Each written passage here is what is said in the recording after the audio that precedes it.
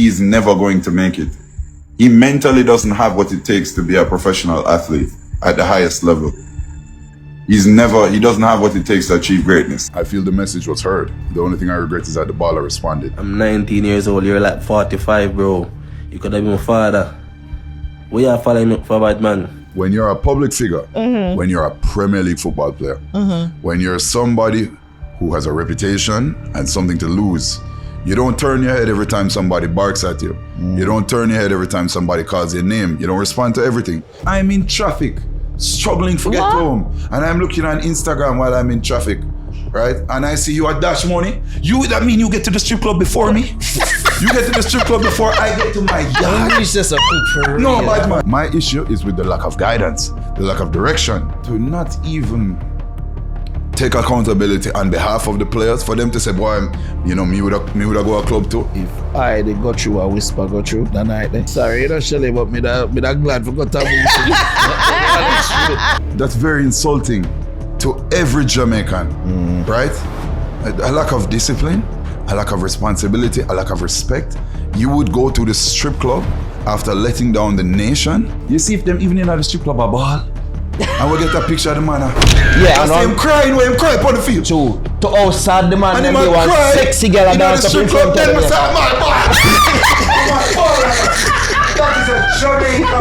Yeah, You can afford it. Would I get them? You can afford it. Would I get them grits? You have to say some man actually live up to them name and it's not just a gimmick. You know what I mean? Like the man actually has some. Yo, people say boy now here with Ari. Before we introduce the guests, I don't know say for big ups our sponsors, Straight Vibes Rum. You see me? Big them up. And also for this episode, I big up Massive Customs. Alright, I then provide the kicks. See, you know what I mean? So the fix. You know what I mean? So big them up as well. As I say, people, special guests in the building. One clause, I never few.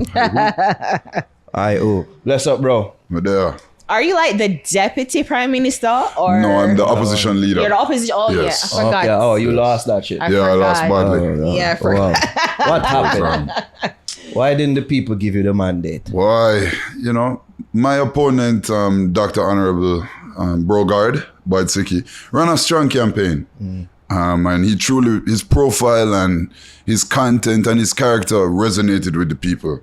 I tried to promise them mucks, Mark X's and millions.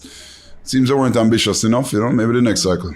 Maybe they know you lie. Why? Yeah. Listen, you didn't have to vote for flying out, That's so good. At least maybe Badseki was just like, I'll give you laughs. Listen, he I told did them. that. I can do that. He said he would drop the price on KFC. He said he would take Monday off. Yeah. And he would give them sanitary napkin and boy, I couldn't beat that. Yeah, that's hard to beat. Man showing KFC. I mean, who would want a muck or a Mark X when you get less price for KFC? I tell you, Right? you see how them did go on wild when it was the what? At the Big 50th deal? anniversary, yes. Yeah. And that was chicken they had to pay for. They had to pay for the 3 pieces of chicken to get 2. Right? Big up KFC. Big them up. We big them up here all the time, but I've always no, they can't sponsor we. I've always theorized them have cooking at the chicken. And that's why they're not Putting on the chicken. Word to Shalom. Which is right. That's up, bro. I mean, you've become a noted figure on social media. Was this always something that you wanted to do, or you thought you would end up in? I thought I would go to school and be somebody. I really did. Didn't think I would do social media and that kind of thing, but it started during COVID where I used to post a couple of videos on my private page, and I had one girl who, God bless her. She's not in my life now anymore, but she said, "You're actually funny. Like you're actually." She was surprised. Yeah, how funny wow, you are. Okay, you're actually comedically talented. Why for actually funny? have relations. What's that? Have relations. I said she was in your life. Yeah, not currently. Yeah, but at the time. Okay. And she made the page for me and started posting videos. And she posted one video which I'd sent to her. And it went viral. It had 20,000 views in the first couple of days. And I thought, it's very easy. Why not? Did it again, it never got viral. Did it again, nothing not going. And it's all right, well, try a thing one more time. video went viral again, and I thought, wow, okay, this is actually fun. I have 2 viral videos. Why not try? And it just got to the point where if I had a funny thought or a funny story or just a situation where I thought, yeah, man, somebody would laugh at this, I just record it. And I didn't think about what I was posting. That ended up hurting as much as it helped. But you realize that, you know, the ones that you didn't probably put much thought or effort in is the one that connected most, that went viral. You realize the formula is that that's it for you? You see, when I tried to take it seriously the first time, write script, plan out, edit, I spent 3 hours on a video, posted it, 400 views. Delete that. Post it again. Bro, post it again. You know, different time. Maybe it's just a time. Maybe it's a caption. Maybe it's a hashtag. Post it again. 400 views. Post it again. 400 views. Right? That video they did just meant to get 400 views. It was the best video. To this day, I think it's the best video I ever made. I made a viral video before where I was talking about, you know, Shrek is a real gallus. Cause him take the princess out of the castle and go fuck her in a boardhouse in the swamp. So I said, yo, it's a real gallus. And then the video I made, the funny video now, which I thought was a funny video, was me saying, it's not really Shrek is the real gallus, it's Donkey. Because Donkey fucked the dragon. I never just fucked the dragon, he breed the dragon, people. He breed it. First round. So I said, Donkey's a real gallus. I post that video 5 times. Could not go viral. I post an idiot video of my cat. And my brother is in school in England, and he's on the football field, just come out for the football field, and somebody come to him and say, yo, you know this cat? This is so funny. Here's a Jamaican cat. And the dog's like, it's my fucking cat, Johnson. The videos got so big, just the random videos I don't think about, going crazy international viral. The ones I put no effort into, I just hold up my phone and blah, blah. So frustrating. And I think that's because your lane, and you can correct me if I'm wrong, I feel like your lane isn't necessarily comedy. I feel like your lane is more social commentary with a tinge of comedy. I feel like that make the people, you resonate with the people. It's more saying the controversial things in a funny way, or saying why I thought that, you know, but I wasn't going to say it. And then I end up that's the lane I found for myself. I think you're right in saying that. Again, it's really, my thing is more authenticity. Whether I'm right or whether I'm wrong, and enough time I'm wrong, right? People want to hear what I think, and they resonate with the fact that I believe in what I'm saying, you know, even if it may hurt me or if it helps me, I believe in what I say when I say it. So I think that's what, you know, why people connect with me. I wanted to ask though, you said that, you know, your education, you know, you were in university. Yes. What was your career, like what you thought you were going to be as your quote unquote professional career? Yeah. What were you studying? So when from high school, I knew I wasn't going to be no doctor, lawyer. I wasn't that bright. I went to Campion and I was frequently last in the class. And I'll never forget one year, I got an 85 average, finished 27 out of 35. My parents treated me, we had Chinese food for dinner, right? Because they're proud, right? I did well. I remember going to school the next day and a girl was crying her eyes out. She got a 96 and she finished 10th. And I thought, yeah, man, I'm not going to be no doctor lawyer. But I mean, you're at Campion. Because you're at Campion and, you know, it's educational rigor. Like, it's very academically driven. You're being you're last amongst.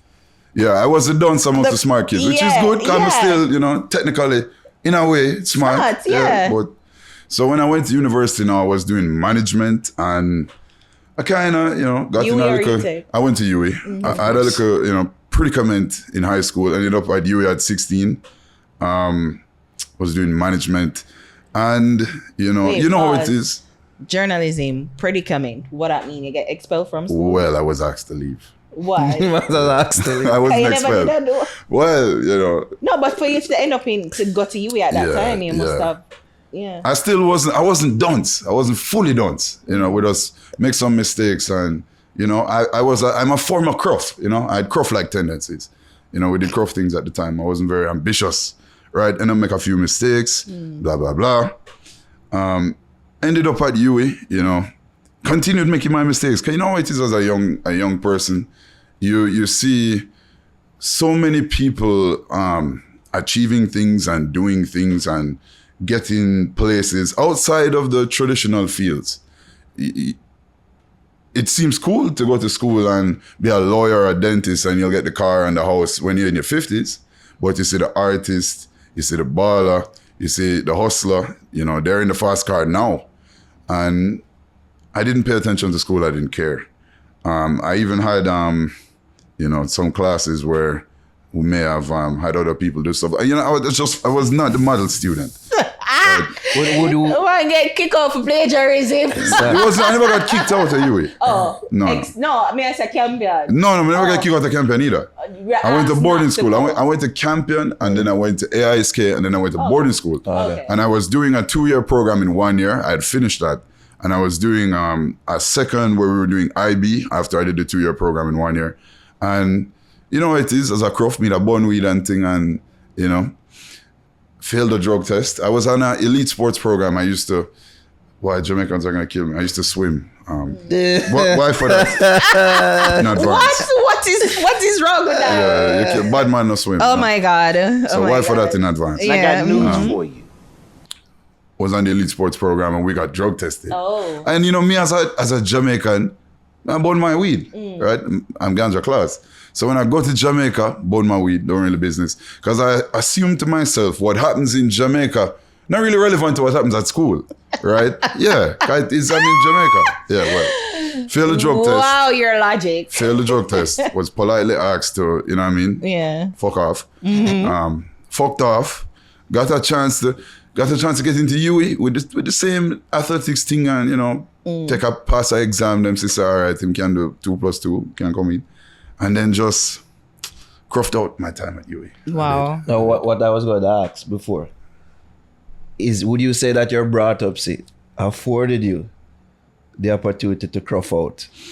I Your definitely, Your schooling, Yeah. because that I think is something else that resonated with the people. So- the uptownness. it didn't really dawn on me until I was much older and trying to make a chance at life of myself, the opportunities I had at the time.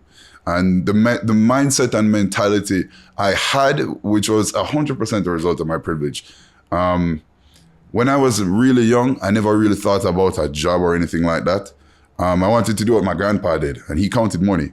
He would sit down in the casino, in one of our casinos, and just brrr, ding, brrr, and I thought, I want to do that. That's, yeah, man, that me I go do. Yeah. So I never really thought about, because he never going to school. He wasn't a doctor, he was a farmer, right? So he never followed a traditional path that other people did. He was a farmer, he was a horse trainer. Eventually they opened pharmacies, they opened the dry cleaner, they had the hotel, the casinos, blah, blah, blah. So, you know, the traditional path of having to go to school and get a job and didn't appeal to me. I felt like I didn't have to do it. You know, I was exempt from that. And then life got real. You know, my family, so I was behaving like a crow and thought, yeah, man, you can go figure out that on your own. Wow, so that's what I was going to ask you. Them abandon you like them They say? didn't abandon me. Yeah. They just, you know, I had to figure it out. I They kick you always... out of the house that me No, okay. They didn't kick me out. They asked me to leave. Just kidding. No. Big up mommy and daddy. Thank you so much. Yeah. But no, I realized the traditional way in school wasn't my path. And my grandfather was a horse trainer. My father was a horse trainer. My uncle was a top jockey. I always loved horses. And I used to play polo until I got this big. So that kind of... Yeah, because I'm there. like, you're tall for a jockey. Yeah, I'm a Would I big be guy. tall? Big Yeah. guy. Fell in love with the racehorses and I started working at the track from I was about 18. And, you know, it started again in a privileged position where I knew my boss. I got the job because I said, Uncle Wagwan, I'm bored at home. Same man forward. Got the job. And I started working with the horses from there and I realized that was my passion.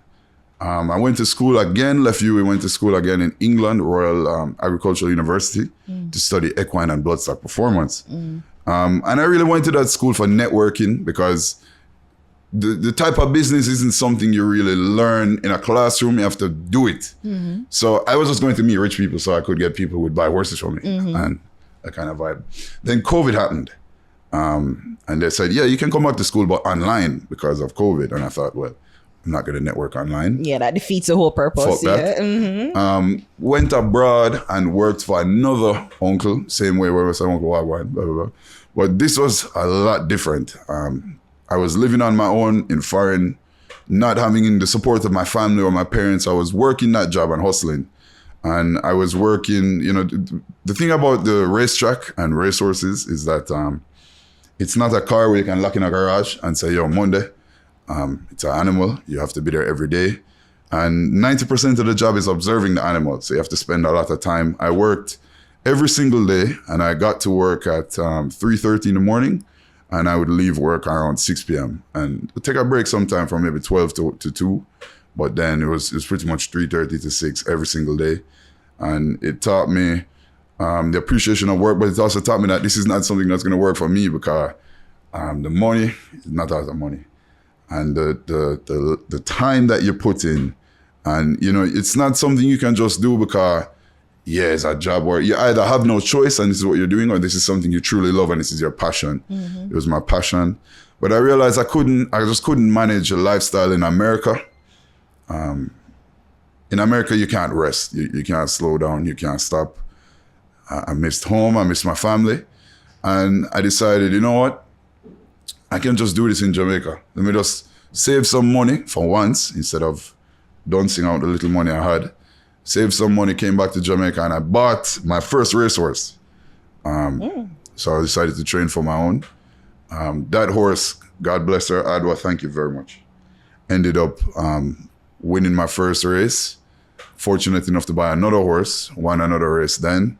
Fortunate to buy more, ended up with 12 by the end of the year. I was training for other people, training for myself. But so this racehorsing is like your day job. This is, well, it was my day job. Okay. The philosophy behind my training program was I couldn't create talent or speed. I could only nurture a horse back to a talent level it showed. And there was a horse who I always, for years, I was a fan of the animal. And I had plans for it because I figured it just needed extra help.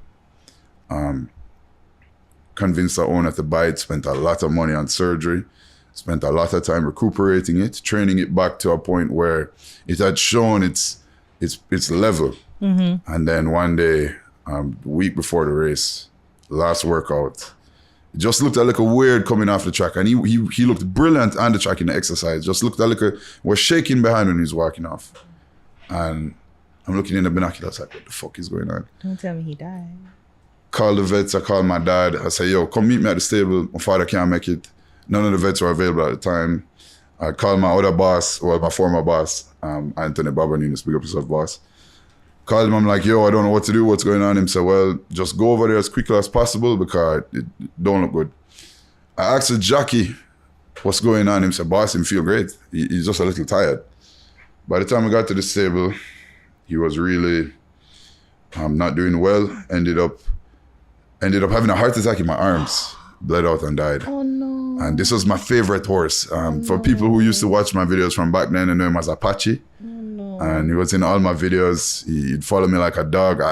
If I'm eating a piece of KFC, I know I have to peel off a skin and give him because I want a piece. If I'm eating a bowl, I have to tear off a piece. And it was just me, it was my brethren. Oh, no. It was my brethren more than the athlete that I trained. It was my brethren. And when he passed, I was like, oh, I don't know if I'm strong enough emotionally to continue in this line of work because they always tell you, don't become attached. You can form a relationship, don't become attached. And my thing is, I love horses. Like that's why I'm here. I'm not a degenerate gambler. I was, but at the time I wasn't a degenerate gambler. I was like, that's not what I'm here for. I love animals. I love horses. When he died, I told my dad, like, all right, tell all the owners, can't manage no more. Tell them, take their horses, sell their horses, this, that.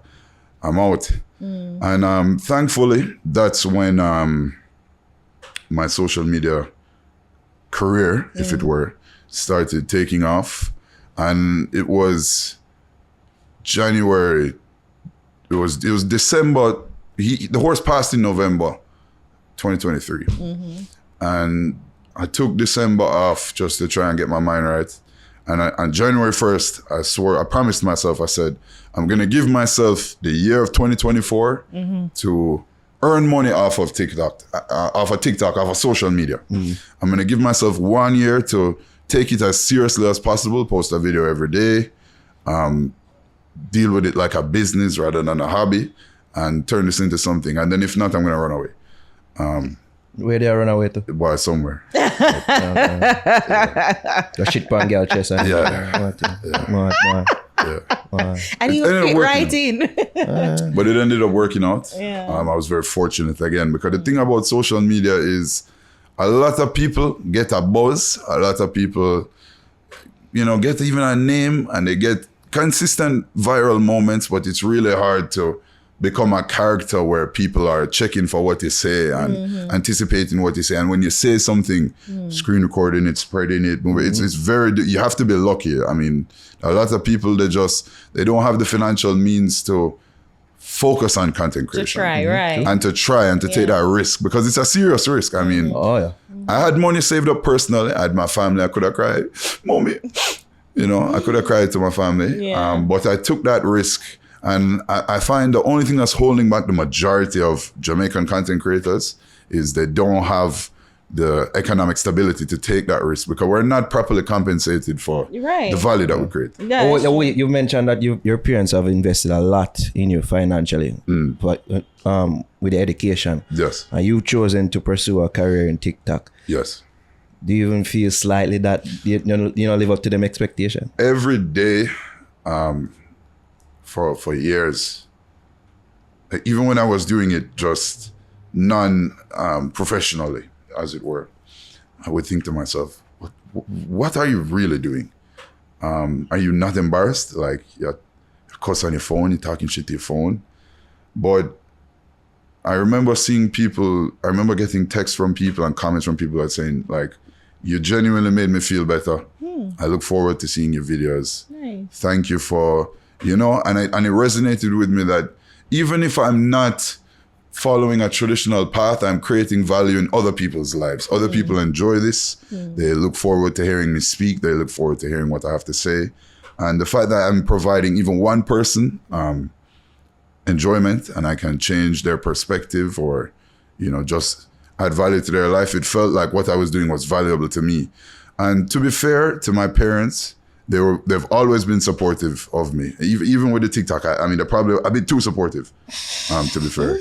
But anything that I decided I wanted to do, they never doubted me. That's nice. Yeah, it was. And good. I think that's really an underestimated privilege that we have in our families. Like, just to give your kids the opportunity to try to do whatever makes them happy, because as you mentioned, that the traditional academic way wasn't the way for you. It wasn't for you. So to give you the opportunity to try, it's really nice. Just to add to what you're saying, the most significant indicator of somebody who will have a successful life is a foundation of support provided by their parents, whether it's time, effort, money.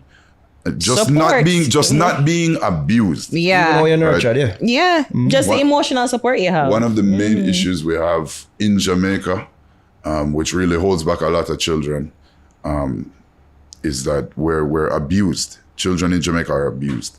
Emotionally, physically, psychologically. They're not taught how to think. They're taught what to think. They're taught to be obedient. They're taught to speak when spoken to. They're taught to, follow, and a lot of children are beaten in their head as young children. They're particularly beaten in their head, and it affects your nervous system. It affects your trust in people. It affects how you view yourself. Mean literally beaten? Yeah, beaten in your head. Yes, okay. and it affects you. It affects you in so many other ways than just physically and mentally, but it stunts your emotional growth. It limits your empathy for other people, your love for humanity. And I think that my biggest privilege, regardless of the money or the education, my biggest privilege was supportive parents. Nice. Speaking of privilege, in your content, you highlight inequality, classism, your uptown privilege. How you hold yourself accountable so that you don't come off as condescending? Well, I do. Very easily. You can't be everything to everybody. And one thing I've gotten very used to is not being liked. Oh wow. How I see it on social media, our job as social media people who earn off of viral moments, your job is to be heard. Your job isn't necessarily to be liked or hated. Your job is to be heard. And the way I see it is, whenever I make a piece of content, I try to make people feel something. I try to make people feel something very polarizing, where you either love what I'm saying or you hate what I'm saying. If I want you to laugh, you're laughing hard. If I want you to bawl, yeah, shit and vomit. If I want you to, you know, a bit extreme, but What the hell? yeah. If I want you to feel a certain way, I want you to feel that deeply, because that's content that people remember. Because the content on social media is disposable. True. Right?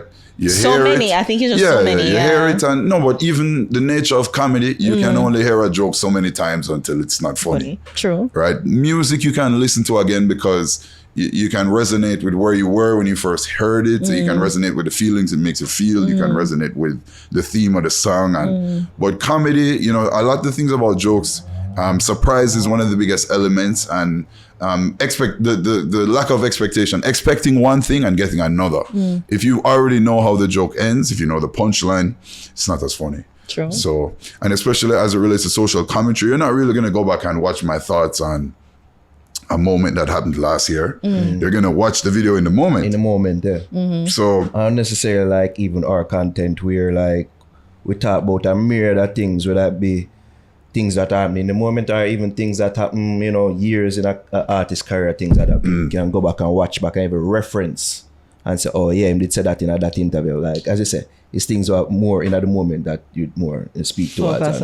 So because of that, especially, I really have to focus on the polarity of the content I'm making to really make people resonate with them, so they talk about it within the time frame. Because you have 2 days before a topic is stale. And if you're on the second day, you're late. Unless you're the World Cup, unless you're the reggae boys, if you qualify for the World Cup, of course. So let's talk about speaking of polarizing, because you recently get yourself involved in a back and forth between yourself and young promising boy named Dejan Whisper Richards.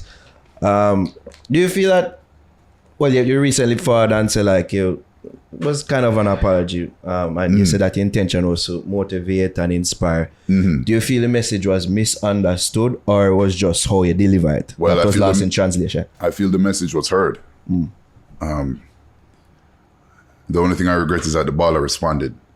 The thing is, wait, you wasn't counting on him to respond? No, because when you're a public figure, when you're a Premier League football player, when you're somebody who has a reputation and something to lose, you don't turn your head every time somebody barks at you. You don't turn your head every time somebody calls your name. You don't respond to everything, especially when it's not something it's not constructive criticism. Me saying him not gonna make it, well, I'll explain why I thought that and why I said it. But me saying something so provocative, right, where there's no real, how you can say that about a youth, right? That's not a nice thing to say. That's not something you can build from. A troll in the moment, overly emotional. Rage something that can be brushed off. But don't respond to that. Can't respond to that energy. Yeah, because it's not true. Can't respond to that energy, right? So my only regret for the situation is the baller responded. Now, what I feel misunderstood, maybe, no, it was heard. My message was heard. If I had said it in a nicer way, I don't think I would have gotten any reaction, or I don't think it would have resonated. The truth is he's an extremely talented football player, an extremely promising football player. When it relates to football is not just about talent and promise. Sure. Football is about discipline, structure, awareness, consideration. You're not just an athlete, you're a role model, you're an entertainer. You mean something to the brand, right? They look at what you do off the field just as much as what they look at what you do on the field, right? And when you're partying, when you're using social media irresponsibly, people pay attention to everything, right? When I saw the players, listen, I said to the Jamaica Gleaner and to the world, they were going to win 3-0. I didn't say that confident the Curacao game. I said that you see why those things themselves up. You see that? I remember, 3-0. I Ronaldo remember. Cephas, Yeah. Kaim Dixon, Yeah. Dujan Follow Whisper the Richards. qualifying campaign and you see what I go on. Yeah, I would have never predicted. for I no. would have never put that It's as a the prediction. hope that kills you. Yeah. So you see my face plastered over every Yes. Jeff had Yes. posted up. Gleaner posted up. Yes. With a real Ray name posted for up. Ruben. Yeah. 3-0. Yeah, Ruben. I actually thought it was someone else. So Yeah. me have crashed out a little bit. Bobby Reed, big up yourself, bro. You know Oh what I mean? God, he's going True through it. professional. He's going through. And he because can react so for real. look and he at doesn't. how the internet Yes. them beat Them kill are beat Bobby him Reed. bad. Them are Whisper beat. get beat, you know. You never get beat, kill. Them beat Bobby Reed. Them beat him. I say, Beat when I him, want you kill see him. back the field, Me him especially. poor father there see it and half a year from the it's crazy how them do Bobby Reed. It's crazy. So and he took the pressure, he move on. You see me? As a professional football player, you have to be aware that when people speak, they're speaking emotionally. Yeah. Right? First and foremost, I'm a fan. Right? I'm a JFF fan. I'm a football fan. You can't be a JFF. No, yes. You can't be. I'm a Oh, you're a Whisper fan of them corrupt? No. I'm a fan of Jamaican football. Right? Okay. If everybody on the JFF was to resign, they would be doing Jamaica a favor. Right? I'm a fan of Jamaican football. I'm a fan of Dujan Whisper Richards. My brother used to be a part of the Phoenix football program. I have seen Whisper from his age of 11. He was regularly beating up the boys who were 16 and 17 when he was an 11-year-old. I have known this talent. I've seen him for a very long time, right? He's an extremely talented and promising football player. Jamaica has had extremely talented and promising football players before. The world has had extremely talented and promising football players before. And one thing that we see consistently limit talented young men from achieving their potential is feeling that they've made it before they've accomplished anything. Yeah. He's talented, he's promising. We want to see the accomplishments that match the talent and the promise. When you go out the night before training, and the man them see you on road, one, it sets a bad example to youth. One, it sets a bad example on your reputation, because what you mean you're there on road the night before training, and then to go to the strip club and get and them have your pose off. That was a King of Jamaica pose. After the game, that it was the most disappointing moment. And let me just explain the moment for those who may not understand, right? Jamaica hasn't been to a World Cup since 1998. I'm born in a 1998. It might not look it. I'm born in a 1998. It really don't look it Right? Yeah. It does. Yeah. Sealer. Born in a 98. See? So me never see no World Cup. Damn. Them time them don't. Me never get me a little baby. You know, Yeah. me never see it. No. I was 7-8. Yeah, never see it. So, one, never seen the World Cup. Two, when I deal with 2, 3. This was the easiest qualification round. They wanted us. It's like them cut a check and say, come in, Jamaica. They wanted us. Are you that? They did. They FIFA did. even released the World Cup jersey before the game. Yes. So there was clearly Yes. businesses were invested in Jamaica going to the World Cup. There are tangible things that are out there that will tell us these things. Say, FIFA wanted us there. So, and all big up to Curacao. What they did was historical. And big up to Haiti, because they don't even have a stadium to play in. You nearly say country and you wouldn't be too far off. No, it wouldn't be too far off. Them barely a country. Yeah. Oh, wow. Right. I'll They do didn't respect. even play one game in their country, and they qualified for the World Cup.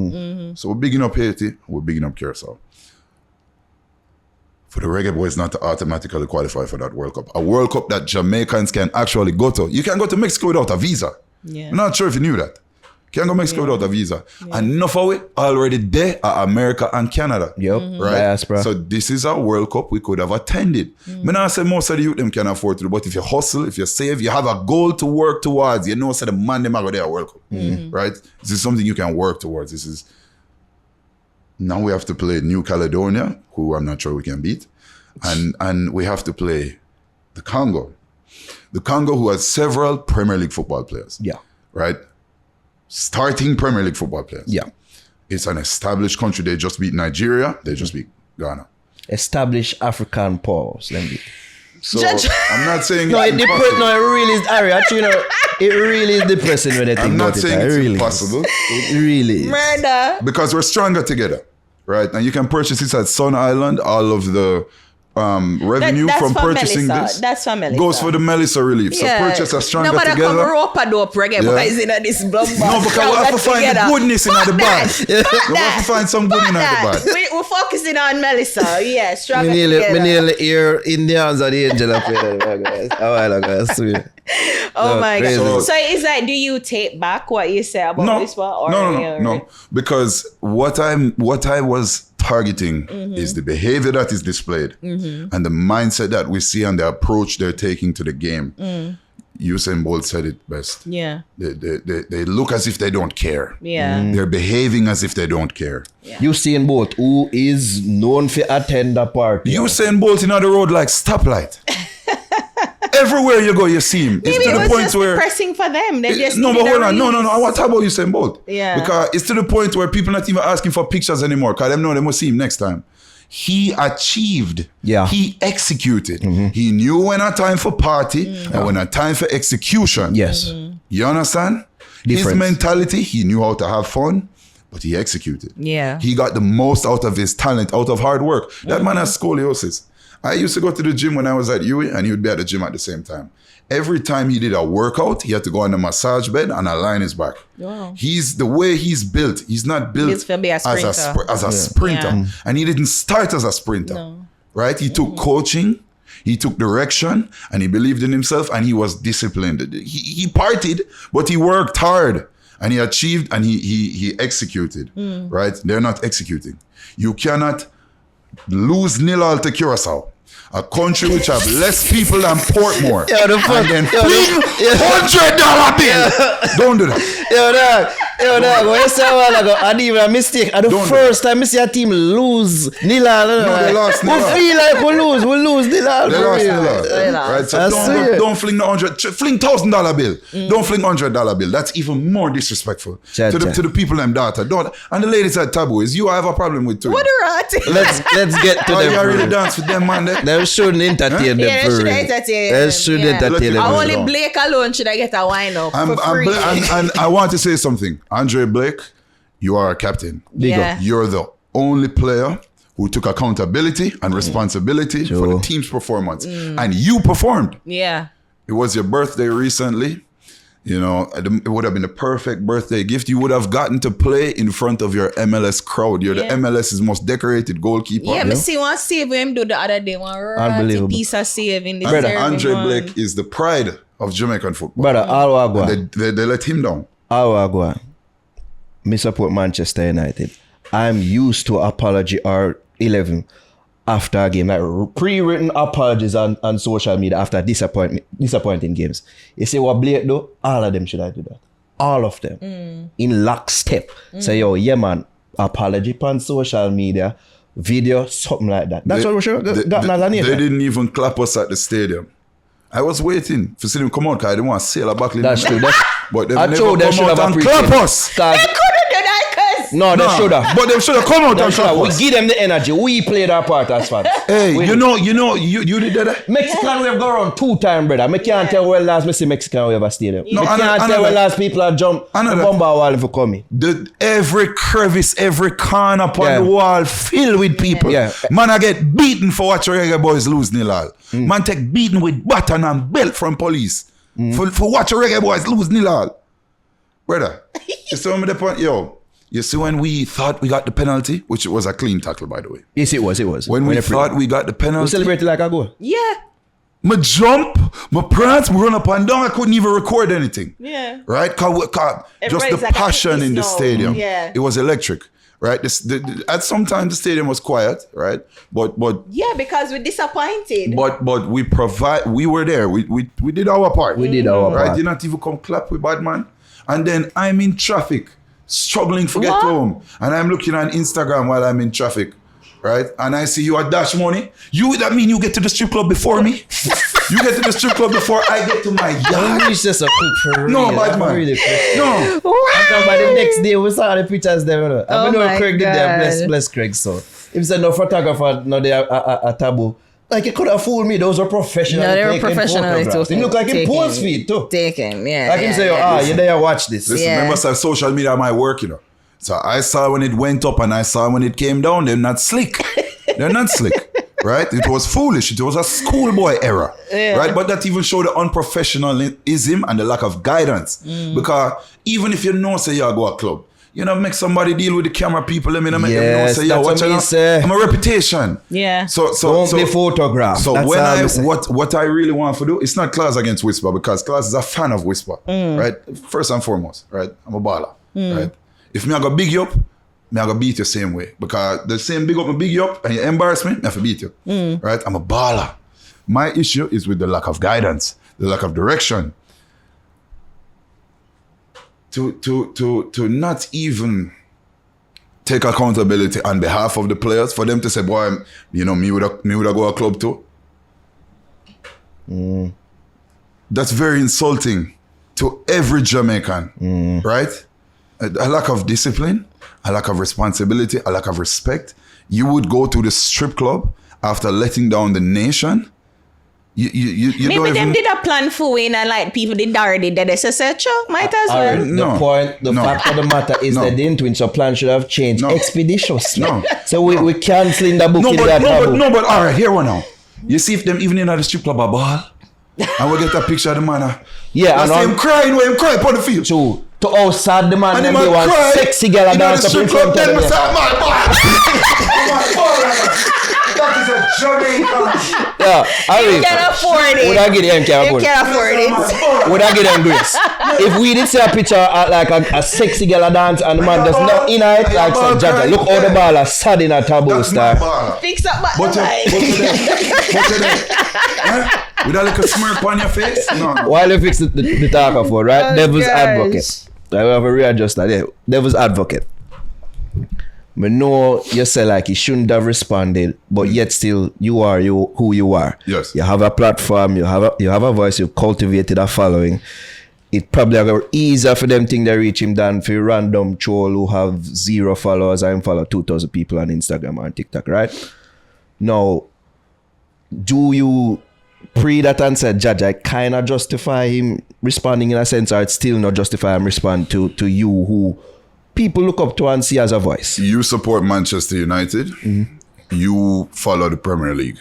You see how the Premier League media deals with players. Oh, Harry Maguire. Yeah. But particularly young black men. Yeah. True. The pressure Raheem Sterling faced. True. You would see one article of a young white player purchasing a house for their purchasing a house with their salary, and it would be like, young star player purchases a £2 million home for his mom. And then you would see Raheem Sterling purchasing a cheaper house and more money, and say, thug Raheem Sterling wastes his money on a house before. Or something along them lines. And they put pressure on young black men. If you can't stand firm to your cruffer, you know, make it, and look at talking like that, you really need to prepare yourself for what's coming in the media. Okay, I understand. I have a platform. I'm somebody people hear from. When I diss you, it went viral. I understand it's a viral thing. Okay, I understand that. But you have to know that when you're a Premier League football player, when you're a star, not only are people scrutinizing what you have to say and looking forward to what you have to say positively, but they're looking forward to the negative, and they're judging your response, they're judging your character, and they're basing their decisions on you. And when a club invests in you, right, they don't want to invest in somebody who's unpredictable. They don't want to invest in somebody who's controversial. They don't want to invest in somebody who has a negative, harmful profile, especially as it relates to social media, right? When you look at clubs now, there's a wealth of talent, particularly in the Premier League, young talent. They want players that aren't only marketable, but family friendly and profiles they can push forward. Unfortunately, you know, football, as much as it's a meritocracy and it's about your ability to score and your skill on the field, there's a lot more aspects that go into football. Anybody that's involved in football, the business of football. Yes. And anybody who understands the business of football understands there's politics as it relates to players being signed for big money, so now they have to play, or players selling jerseys, so now they have certain pressure and talk over the team. You know, when you're in a position where you're still promising and still talented, right, that's when you have to guard your reputation the most, because they're looking for something to use against you so they can write you off on the balance sheet as a positive sale. Particularly Chelsea. Chelsea is run as a business. If they can earn a profit off of your contract and they don't see a way forward for you on the first 11, they're going to earn money off of your contract, right? Whether you get a chance to establish yourself or not, it's irrelevant. So where was the guidance? But then I think there's just like many people would say that he has a right to respond when, you know, and those people aren't Premier League football players. They have nothing to lose. They're nobody. Because even like Kevin Durant got through them thing too in a basketball, and it's like he will go back and forth with the fans, and he would justify it and say like, that is true, accomplished. NBA champion, NBA MVP, NBA Finals MVP. And doesn't he have like a burnout account? When he was a young player on the Supersonics, he wasn't a tweet. Yeah. He wasn't tweeting. Yeah. Right? When he became easy money sniper and scoring champion and Ray. Twitter fingers. Him start talk. Yeah. Because he could support his talk. Right? We don't like players who talk and have nothing for show and have promise for show. We don't like that. Right? Kobe could say a certain thing. Kobe had rings. Yeah. Right? Shaq could talk. Shaq had rings. Right? You know see how Charles Barkley them deal with him, dog rotten, right? Star player, well-known. Charles Barkley won a win ring. Hall of Famer, nah, no ring. And no matter, anytime somebody will forward to him and say, well, you're not a ring. You see me? And it almost defeat anything where him say, because when it comes to sports, it's about the end product. It's about the goal. It's about winning. It's about accomplishment. It's not about talent and promise. It's about accomplishment, right?